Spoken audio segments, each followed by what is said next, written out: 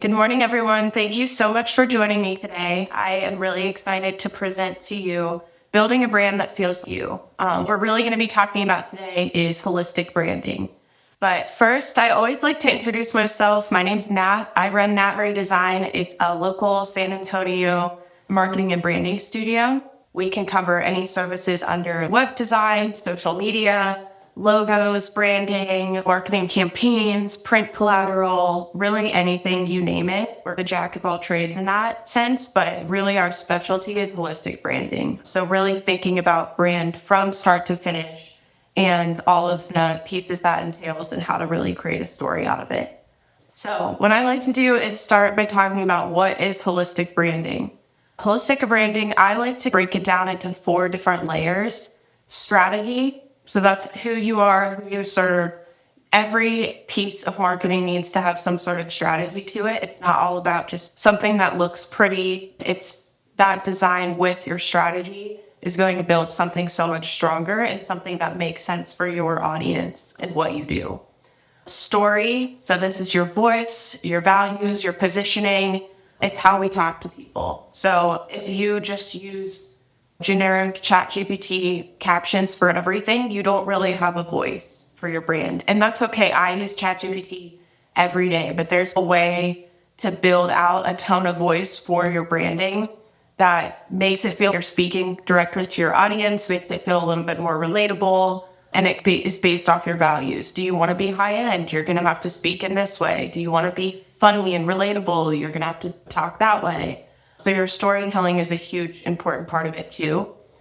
Typically, when I work on branding, I'm thinking about these 2 pillars first, and then we get into the visuals. That's your logo, that's your website, your social media, your packaging. If you're brick and mortar, it's your interior design and your signage. But all of these visual pieces tie back to your strategy, they tie back to your story.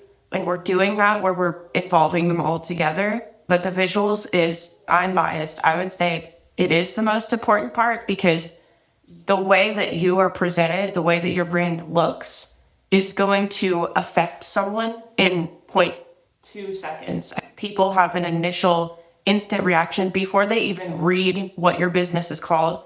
There's already some sort of judgment based on your visuals. So when your visuals work really well with your strategy and your story, you're really set up nicely to have kind of that instant connection to people. And then the 4th pillar that I like to talk about with holistic branding is experience. So this is how people interact with you. You might do a really good job building out your logo and your brand and your website, but how are you continuing to build that experience for people? This could be touch points that you do for different times of the year, like seasonal marketing or Christmas marketing. This could be your email campaigns and how you have email marketing working for you so that you're checking in with people. It can be, if you're brick and mortar, it's the way that you design your store and the way that you have your menus laid out or your signage laid out in a way where people are interacting with it. There's so much that could go into this, but it's really getting yourself set up and making sure you're continuing that experience. So I love to preach, branding is not just a logo, it's this whole system. And marketing is the emotional tie to business. So you want to make sure that you're really putting effort into that and energy into that. And I know a lot of people that's outside of their comfort zone, their craft is something completely different. And that's when you might need to invest or even invest time into learning this. But building out this holistic brand and building out this experience for people is how you're going to build your audience and your emotional tie. And it's going to lead to a huge ROI. The numbers are insane. The statistics are insane out there. And I think nowadays with social media, with how important visuals are for the younger generations, I think it's a do or die type situation. If you're not showing up with good marketing in place, you might be able to rely on some referrals and things like that. But this is really what's going to keep businesses afloat and take them to the next level. Holistic branding, super, super important is really what I want to put out there. But it's more than just a logo. It's all 4 of these pillars put together. So I'll talk through each of those, and hopefully this will help you get your mind churning, your brain spinning on how you can think about this within your own business.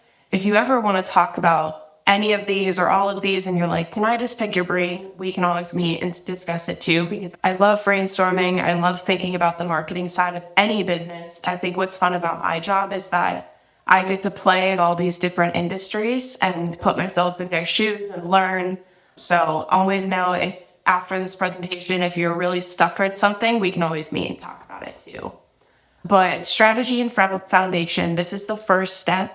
And this is not just for people who are just starting their business. This is something I sit down and do with my business really around Christmas time. So I just went through and realigned my strategy for my business, how I want to enter the new year. But some people do it at different times of the year, depending on their industry, or they'll do it every quarter.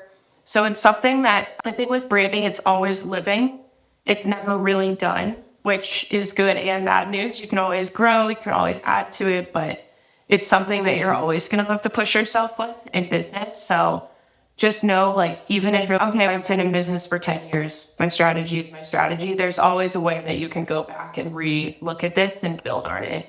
But your strategy is going to be thinking about your target audience first and foremost. So you cannot be for everyone. You need to really think through, it doesn't have to be a super hyper specific group. You can even have a couple buckets of, okay, this group of people really resonate with me, but so do this group of people. But you do need to narrow it down. What I said with storytelling and what we'll get into is if everything that you build is just generic and it's for everyone, then it's not for anyone. You need to have something that feels it's really hitting the heartstrings of who you're trying to talk to, or it's relatable, or it's something that they're going to connect with, because people buy into the human connection side of things. Unless you're in a monopoly and you're the only one out there, people are going to choose based on who they feel fits with them the best, or who understands their needs, or who do they trust. So really thinking about your target audience and who you're serving is a big first step. And this is something that can change. I would say my target audience for my business has changed from the beginning of me starting my business to now. So it's always something that can be changing. People do this in so many different ways. They'll write a story about a person. They'll think through different attributes, but the more that you put into this target audience, that's really, to me, that's the core of the strategy. The problem you solve. So this is going to directly tie to your target audience. You don't want to have a target audience of, I don't know, if you're a car repairman, you don't want teenage girls, because really it's probably their dads that are going to take their car in for an oil change. That made, for whatever reason, you need to think about who's going to come in and take care of that problem I'm solving. You know what I mean? It has to make sense. Think about who's shopping for you right now, who's shopping with you, but think about who you want to be shopping with you. If you are a kids brand, your target audience, it's really the mom more than it is the toddler, because the mom is buying. You want to make sure you have the mom feels seen, the mom feels heard, because she's the one who's going to buy the toy for her kid. So just think about it that the problem has to make sense. The shopper has to make sense with your target audience. This is your opportunity where you can niche down. So the more you narrow your target audience, the more you can have a niche. And this is something where I think I've seen this work so well for people. So I have a friend here in San Antonio who's a sourdough baker, and she really wanted to start a podcast about business. But she made her podcast tailored to people in business in the sourdough industry. And her podcast blew up in a year. It is crazy what she's achieved, but she's the only one out there that's doing that. There are thousands, probably tens of thousands, tons of people who have business podcasts, but there's no one out there that has a business podcast for sourdough bakers. So it's super niche, it's super specific, but it makes sense with her background, it makes sense with her story and with kind of her other business that she's running. And it's something that performed so well because it was so specific. Think about what is your key differentiator, what's special about you, and how can you really showcase that and be like one of the only people in the industry that's doing that. Always writing down your values, your long-term vision. So I write down a 1-year goal, 3-year goal, 10-year goal, and then I write my core values down and I try to realign with those. These are some prompts down here. We've talked about this, but keep this in your back pocket as you're working through this. And just know this is all that clarity that's going to set the tone for everything else. These are the prompts that I like to learn and gather from my clients. Your business goals, your future, you always want to be designing for the future. Your marketing needs to be future facing, or else you're always going to stay where you're at. We've talked about your values, your target audience. One thing with the values is there's this tool that I like to use here to the left, and I would just Google it if you're more interested in it. It's called a brand archetype chart, but it's a personality quiz for your business. So you can start to think through which one of these do I fall in? And this is a tool that, all of the Fortune 500 companies use. You can look up which one is Disney, which one is Harley Davidson, which one's Chase Bank, and you can sometimes learn from the big corporate businesses out there. Sometimes there's things you can learn from them that trickle down to what you're offering are more of a small to mid-sized business. And then the last thing that I have on here that we haven't touched on yet is brand style. So when you're thinking through your strategy, after we think through our story, that's where you start to think through your brand style. But if in any capacity you feel your visuals are not showing up for you right now, even if I don't know what's off, but there's something that needs changed or updated, start to just pay attention. Pay attention to what your competitors are doing. Pay attention to how you react to things when you go to the grocery store or driving down the highway. Because design is one of those things that's it's in the back of your head. And I think people don't realize how much they pay attention to it and how much it matters to them. It's almost like this little magic feeling of, I want this one at the store. But really what that is, the packaging was made for you. And it was something that connected with you. Start to think about that, because I think if you start to do all of this strategy work, you're going to see those holes and where you need to start to build out your design. A couple that I really like to talk through that I think do a really good job of having a good strategy. Patagonia, it's a very purpose-driven outdoor brand. They've brought in so much environmental activism and really making their product second, and everything's laddering up from sustainability. So they're standing out so much in the outdoor space because people who are hiking and outdoors and buying from them, they appreciate the beauty of what the earth offers. And so Patagonia knows that is such a core value to my consumers. So it needs to be a core value for me too. So I think that they just do a really good job of kind of taking care of their target audience and what matters to them first, and then letting their outdoor view be amazing and be something that people want. Trader Joe's, it's curated but affordable. I feel for me, it's one of the high quality grocery stores that's not extremely expensive. So I think that what they're doing is they're combining what you could get from HEB with what you feel from Whole Foods. It's also just a full experience. They are known for their flowers, their wine department. They have that full experience. It's not super overwhelming. There's not a ton of clutter or sales gimmicks. It has this old-fashioned grocery store feel. But I think what they're doing is just so perfect because they're basically delivering what you feel when you go to Sprouts or Whole Foods or even Pullman Market, but they're delivering it in more of a affordable, down-to-earth way. And really, Trader Joe's isn't grocery shopping as a chore. It's grocery shopping as something fun that you can do in a luxury because of the way that they've crafted their store and brought in their brands and brought in different experiences with their flower market and things like that. And then I have Apple on here. So many people look to Apple for amazing branding and marketing, but it's simple, it's innovative, and it's premium feel.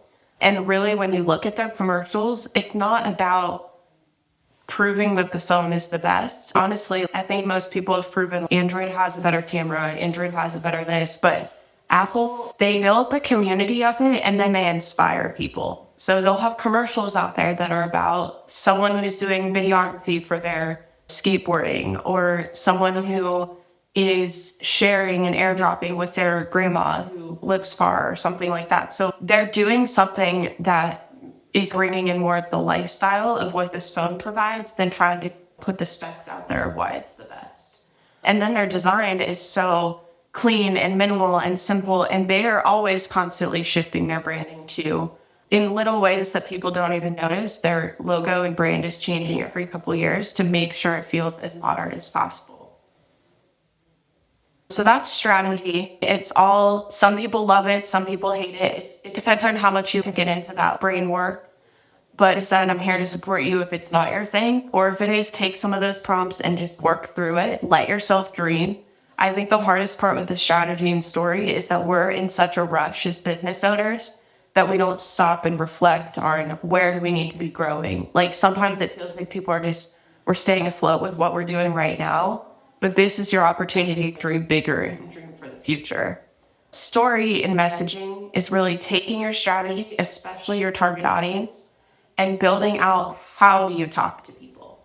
This is where you build your why, your mission statement, your story. This is where you decide, does my brand have a sense of humor? Is my brand more serious? Is my brand luxury? Is my brand really relatable? The brands that have this kind of fun tone of voice are the ones that I think stand out the most. And especially in a world where everyone is just so quick with AI messaging and very generic messaging, be the person that's doing it different. Because this is your opportunity to stand out. And that doesn't mean don't use ChatGPT, but teach your AI. I've taught my AI how to talk to my audience. Work on it. If you are something that has a little bit more humor, add jokes to it. Find a way to breathe through it and just do your due diligence with any sort of messaging that you're putting out there. Because having a big phrase as someone walks into your store that feels relatable to them, that's building an experience. Having something right when people land on the website that feels like they're talking to you, that's the experience that we all to connect with. Asking yourself, why do I exist? What am I here for? What do people want to feel when they hear my story? And does this sound me? I think does this sound me is always a good thing to tie back to. Your story is how people are going to emotionally connect with your brand. So that's why you have to make sure that you're putting something out there that really is hitting those touch points of your core values. This is something, again, good to screenshot or use as prompts or use, I believe this deck sent out at the end, but something you can always pick my brain over as well. Thinking about what story does each brand tell about us without even words too. This is where you're, okay, I'm writing up a story, but also my design needs to match up with that too. So if I am a really expensive high-end company, my design better feel that way. If I'm someone who's a little bit more fun and relatable and humorous, then I need to have design that feels a little bit more down to earth. But these are just some kind of core pillars that you can start to think about. Is there a cultural influence that I'm bringing in? If so, perfect opportunity to use some visuals for that, but then also find ways to use your messaging for that too. Is it memorable? Is it high quality? What sort of lifestyle am I fitting into? If I'm targeting Gen Z, I need to have something that's trendy and fun and targeted to them. If I'm targeting a Gen X, maybe it's following into the nostalgia of what they were growing up with. Industry cues, you want people to know what your industry is right by looking at you. Sometimes people go too crazy with the design, and then as someone's driving past your store on the highway, they can't tell what you are. So you need to make sure it still makes sense for your industry. And then, of course, the emotion, the values, the target audience. Just start to think about some of this stuff as you're building out your story, but think about it in a writing sense and think about it in a design sense. So a couple of really great stories that we have here. Nike. This is more about overcoming grit, building your identity, accomplishing. I think that Nike has done such a good job with the Just Do It campaign and with their swoosh, where people feel that sense of motivation. And it's more about people than it is about shoes or a product. It's more about that story or what people are aspiring for, especially because they're in a sports industry. I think it's perfect messaging and really tying into the emotions of performing a sport or exercise or something like that. Dove's story is real beauty, confidence, self-worth. They're really great at showing all different age groups, all different skin types, all different body types. So they've shifted their product. It wasn't always that, but I think that it's turned into such a cultural conversation, and that's something really important. And they were really one of the leaders that started to do that in the beauty care industry. So I think people feel they relate to it a little bit more, and it stands for more than just soap. And then Airbnb, belonging anywhere. I love their marketing and their story. It's about how to feel home away from home. And I've listened to different videos from the CEO of Airbnb, and I believe what he's trying to build is that kind of human experience. That's why they've started to put in Airbnb experiences and the fun, funky, different types of houses that people can rent and things like that. But really trying to make you feel you can build your at home or your space or your routine while you're traveling, but also inspiring people to travel, to get out and do things differently. It's especially great for families too. So they've provided something that the industry didn't have before with hotels when you think about group travel and families and stuff like that. But I think that they just do a good job of putting that messaging out there, and they have amazing commercials and things that really make sense on logically why Airbnb is the better path nowadays. So that's storytelling. And we're already starting to drip into the visuals, but like I said, it's all been leading up to this point. This is really the most important part because you only have someone's attention for a second. On social media, whether it's brick and mortar, something that someone's stumbling across, walking by, driving by, a website, a quick Google search, think about the way that people are finding you and then start to think about their attention span. How often are people really going to look into your background and who you are unless it's some sort of word of mouth referral? People are going to judge you instantly based off of your logo, your colors, your typography, how good your social media looks. Is there style to it? Is there photography to it? How good does your store look? There are so many amazing restaurants and places out there that they don't look appealing, but they have amazing food. So it's what's going to get that foot in the door, and it's really how you can break your marketing out of just word of mouth. So all of this is leading up to that. I don't want to just jump in and do a logo and not have any sense of strategy or story to it, because I don't think that logos and brand guides and all of that is just about looking pretty. But I do think that the visual identity piece of it is your most powerful tool in marketing.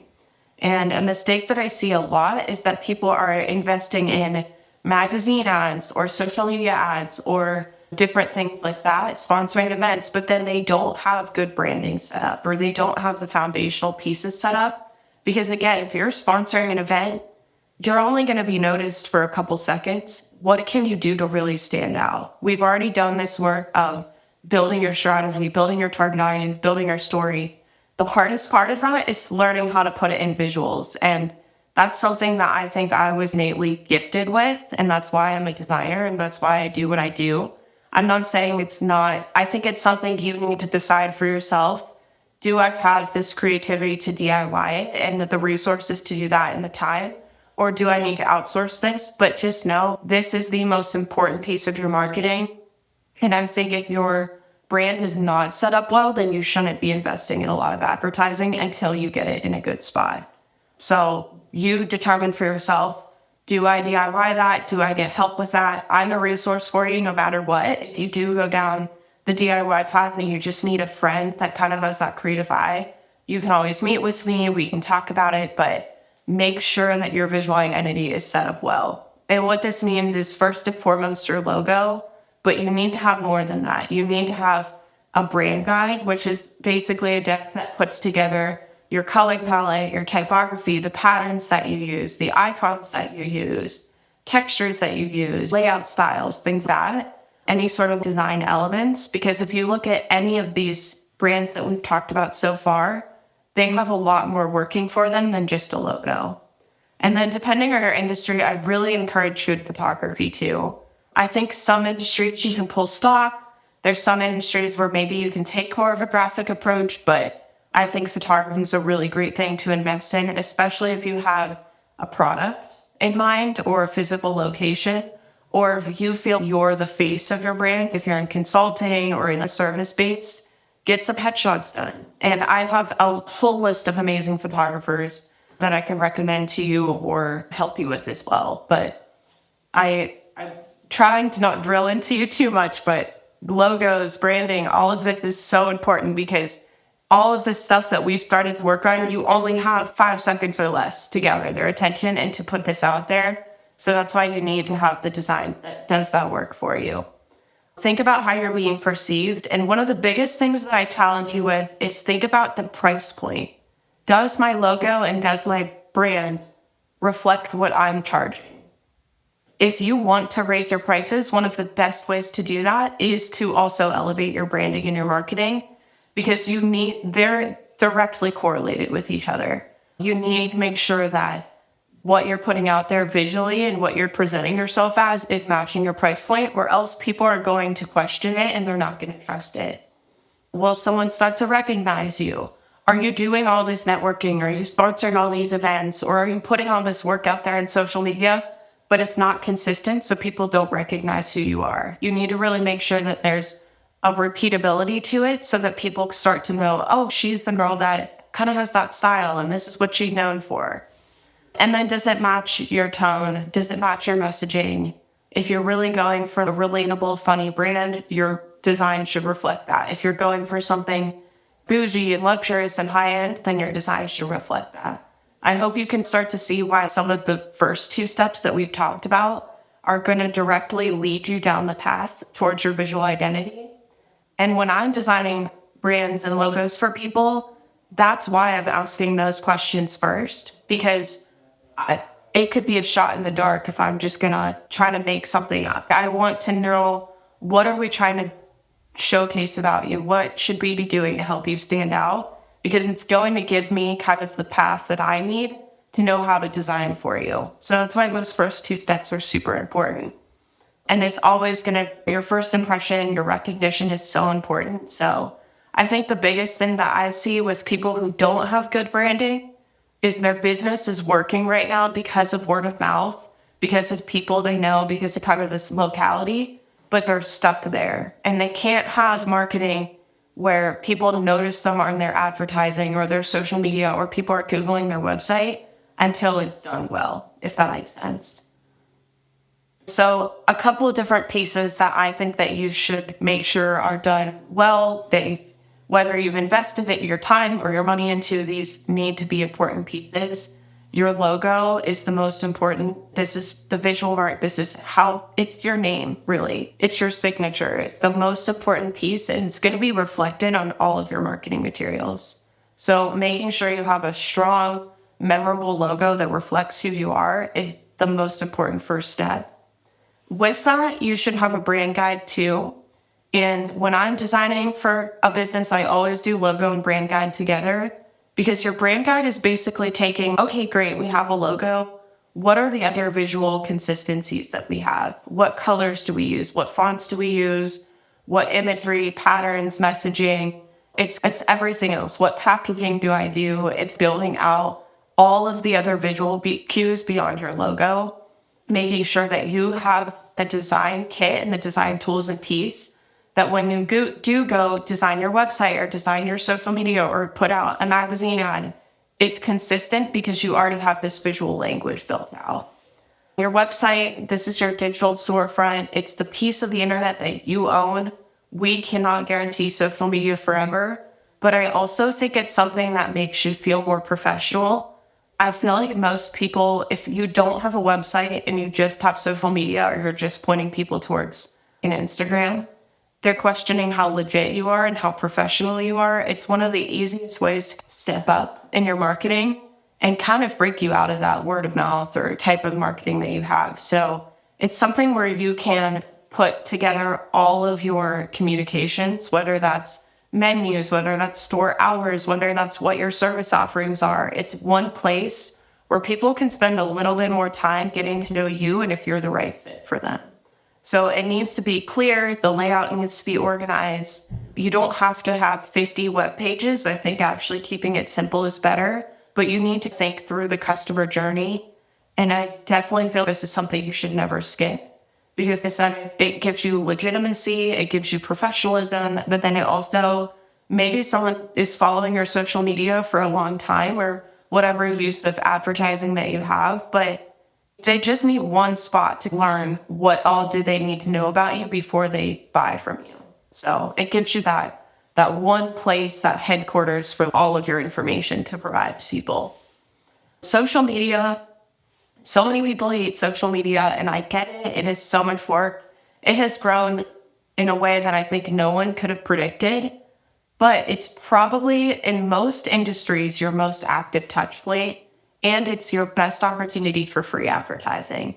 And you might think, oh, I'm not the type of business that has social media.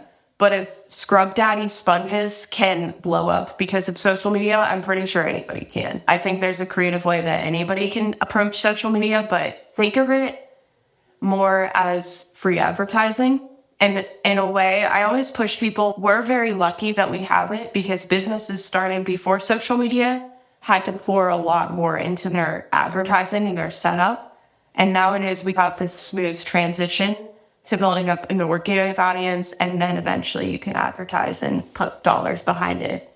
So it's really how you can interact with your audience. You can use it for research. You can use it to put your service offerings out there. I can go on the whole tangent about social media because something I'm really passionate about and that I've worked on a lot in the past is building a system for people in the small business world to approach social media without it being something that's totally taking over their life. What I do with my clients is I build it in bulk and I work ahead so that we can look at it month by month and we can break down, okay, what's our strategy? What do we need to be pushing this month?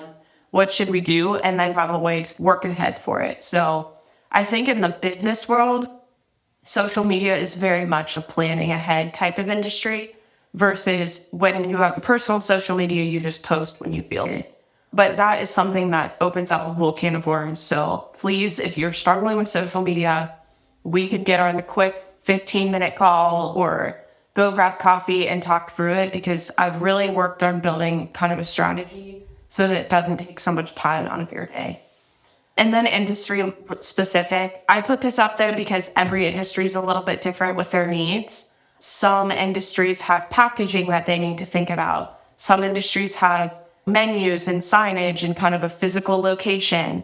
Some people have more presentations and proposals and stationery that they need to think about. Think about your industry and pick 1 to 3 things that are part of your customer experience that you could actually design. And that's something I really push you to do because if you have your brand guide, if you have some of that foundational logo and branding set up, it shouldn't be that hard to create. It's just thinking through your customer journey and your customer experience and, okay, where can I push myself to deliver something that has a high-end visual? So a couple of examples that I have to run through. Glossier, very pink, minimal, clean. It feels friendly. It feels modern. Everything that they're touching under their beauty brand is going to have the same vibe to it. And I think it matches exactly with what, their consumer is looking for. Starbucks is one of my favorites because I feel they have done such a good job of thinking through their visuals every step of the way. And they don't just stop at, okay, I have a logo that everyone in America knows, and I have this kind of brand guide and aesthetic to me. They're still pushing themselves. They still put out seasonal content. They still put out merchandise and cups and things that are well designed and that are breaking some of their design.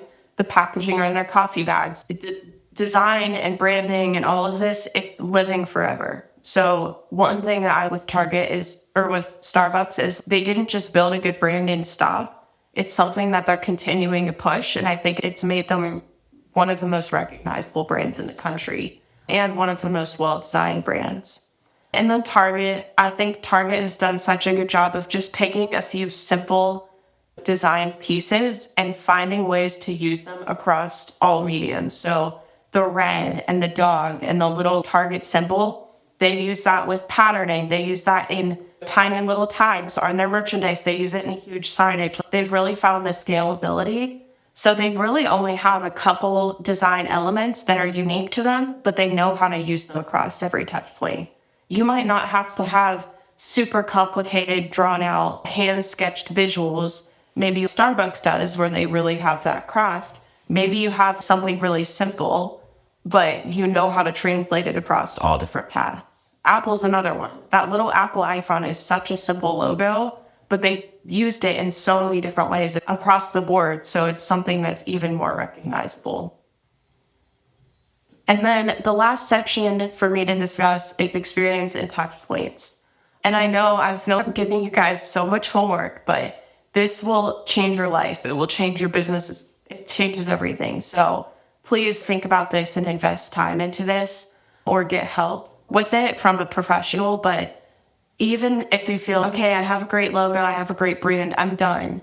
You're never really done. And I know that's good news and bad news. Like what I was just saying with Starbucks, think about that experience and how can you continue to grow with that? So looking at, okay, here are a couple of different touch points that my customers use. Let me try to do some sort of design element to it or amplify that. Think about the experience from start to finish, even if that is something emails or proposals or onboarding, maybe not the sexiest things to design. Start to think about how from start to finish, their experience is branded to you. So I put these as examples up here because I think they're things that people don't always think of. But of course, the fun ones to think about are, okay, I have a great brand for my restaurant. Is my interior design matching up? Is my packaging for to-go cups and things matching up? Could I offer merch and t-shirts? Of course, there's fun parts of it to think about, but think about every little piece too, even just as simple as your business cards and how you're networking and putting your name out there. Really what this is, it's just encapsulating how people interact with us and are we putting some sort of branding or our own personal touch to that. So I put this together as something really nice to screenshot, but it's just different examples, whether that's labels, uniforms, ads and promotionals, events and sponsors, your email marketing. All of this is once you have that formula of having your logo and your brand in place, now's the time where you just, add that magic to all of your little pieces in your business. And so I have a couple examples here. Walt Disney, they are obsessed with every level of detail and building an experience. So I think that they've done such a good job of taking what started out as TV and cartoons and turning it into a lifestyle brand and an experience and something that feels magical and seamless across every touch point. And that's why anything that's branded to Disney is successful. So think of that experience as how can you take your business and turn it into more of a lifestyle brand. Chick-fil-A, they're known for being friendly. They're known for amazing customer service, but they're also known for having really consistent but well done advertising.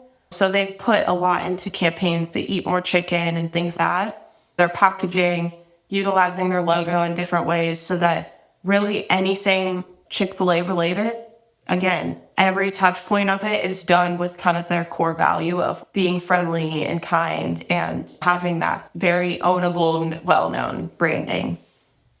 And then the last one that I have on here is Amazon. Amazon has built experience with speed, ease, convenience. It's one click, it's fast, it's simple. But when you think about it from a digital perspective, even just the simplicity of their packaging and kind of having them delivered from their own cars is adding such a brand moment that Amazon has turned into one of the most powerful businesses in the country. But what they've done is they've really put their mark on every touch point of their business. So, with that being said, as you start to think about this, start to think about your content, start to think about what you're putting out there, especially your social media. This is just a couple key pointers because I get a lot of questions about social media. So I wanted to include that. Always plan ahead. I can plan my social media by month. So right now I would be designing for February. It doesn't hurt to just design 10 posts in an afternoon and then schedule them out. That's just going to help you so much more. And I think it opens up so that if you do have a spark of creativity and you want to put something out there that is more timely that happened that day, you have the time for it because you start to put out some of your evergreen content a month ahead. I work within content buckets when I do social media, so that's where I'm thinking about key themes in my business. I'm not trying to follow every TikTok trend that's out there. I'm trying to think, okay, what do people need to know about me to buy from me? So always having a call to action. For my social media, I highlight my services, I highlight my projects. That's more important to me than following a trend.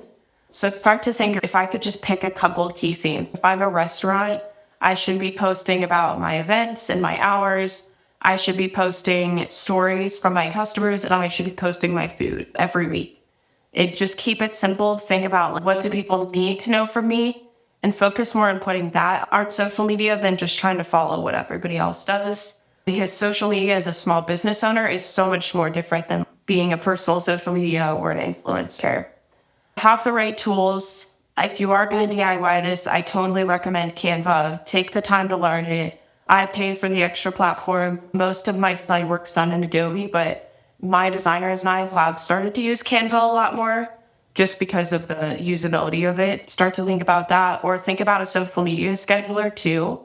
So you could schedule straight into the social media apps, but I use Plan for mine. It's PLANN, because it'll allow me to schedule one post across all different platforms. So I could create one post and I can schedule it on Pinterest, LinkedIn, Instagram, all of the places. But getting yourself set up with the tools and planning ahead, I think, is one of the biggest things that's going to help. And then just trying to get into a marketing routine. Even if you pick a day every month and you say, I'm going to work on my social media and my email marketing, and then whatever I'm going to dream up is the next thing that I should build out. Always, this is a living thing, so always be putting time aside for this. And then one thing that's helped me a lot, and is that I'm touching on social media because it's probably where I get the most questions, is I'll build out templates. These are templates that I built for myself, and they're repeated. All I'm doing is I have 20 and I'm changing out the colors or the backgrounds. But as you can see, it's really easy for me to pop in here, change a photo, to change out the content, and then have my social media done for me. So when you can, maybe put the work or invest in getting a designer to build out templates for you. And then whenever you have big announcements or reels or anything that's more video content and maybe doesn't fit into this pre-made layout, you might have a little bit more time set aside to start to work on that too for your marketing. And then how can I help you? I said I love to offer free consultations or little coffee chats because I just believe in small business and I want to be a resource for you guys. So please don't be shy. Don't be afraid to ask for that, because I love to give people feedback. And I understand not everyone has a budget for this, but I do feel everyone needs to do it. If you are, look, I just don't have the time, or I'm not a creative person, this is not my thing. Sometimes it is so much easier to just outsource this work. There are things that I'm not good at in my business that I know are going to be done better if I let someone else take care of it. Finances or taxes, not my thing. I need to outsource that. So if you know that's you, there's different ways that we can work together. I work with people on a monthly marketing retainer. So that's just ongoing support. We can set aside 10 hours, 20 hours, whatever it is a month. And really whatever you need, I can work on, whether that's social media and email marketing, maybe that's seasonal campaigns, maybe that's having someone build your presentation decks for you, but doing it in a pretty format. I work with people on that all the time. Social media strategy and Canva templates. If you need some direction, I know social media is important, but I just don't even know where to start. We can work on that together. Brand foundation support. I know I need to rebrand my logo, or I hear you, my brand guide is not set up. Or even if it's more so working on that strategy and storytelling side of things, I can help you with that on a project basis. And then my firm also takes care of web design too. So if you need to build out your website or add pages or work on it, we're able to take care of that. I'm just saying that because I know I just gave you guys so much to think about and so much homework. So it's your decision. You decide where you might need to get help from that and where you might need to just outsource that work. And I highly recommend, even if it's not working with me, I recommend finding someone in that small studio size, just because I think my 2 cents on it is if you're going to work on Upwork or Fiverr, you're probably better off just doing it yourself and running the feedback by me. I've just seen a lot of sketchy stuff over in there, or people who get in trouble with trademarking and things like that, because you get what you pay for. And sometimes if you're, just give them $50 and they'll do my logo. A lot of those Fiverr designers, they're just taking the same logo and selling it over and over again. So I just say that to look out for you. Unless you do find more of an elevated designer in there, I've seen people get in trouble with it. And then when it comes to the big agencies, I worked at big agencies where we would charge $50,000 for a logo. And I don't, from my experience, and I've worked in multiple agencies, unless they're bringing in more data research that maybe I don't have that resource, I feel like the designers spend about the same amount of time that like a small business would on it. And I think sometimes that corporate feel, they don't get to know you as well. So really, all in all, like, work with a designer that is going to get on the phone with you or meet up with you and actually learn your story and get to know you. And I do feel like people that kind of fall into that like middle camp usually do a better job with that. So that's just my 2 cents on hiring, because I don't want to be like, you, of course, work with me. That would be the ideal situation. And I can tell you that I really care and love my clients. But if you have someone else in mind or another resource, just start to think about what you're getting out of it too. Because sometimes people are like, oh, like my aunt's a designer, but maybe she doesn't have the experience that someone needs. So just think through that too as you're hiring. But I think if you build with intention and show up with confidence, your brand's really going to lead you. And what I hope for all of you is that thinking about this and even taking small steps towards some of these things, I hope that it helps you break out and level up your business. That's what I want to work on with people is, okay, we're ready to level up. You're ready for the next stage. Your marketing has to do that. That's the first step. Because when we build our design and build our marketing, it has to be future forward and future thinking. So please consider this, put some time and energy into this. Even just go get some coffee and like journal about this for an hour, because I get it, as a small business owner, it feels like you were like, okay, I just don't have time, but make the time and just start to think about it. Because I've seen such amazing big results from people who have spent years and years in an industry. And then when they finally put some energy into their marketing, it changes their life. So I believe in it. That's why I do it for a living. And that's why I'm here, to be a resource and to help you guys.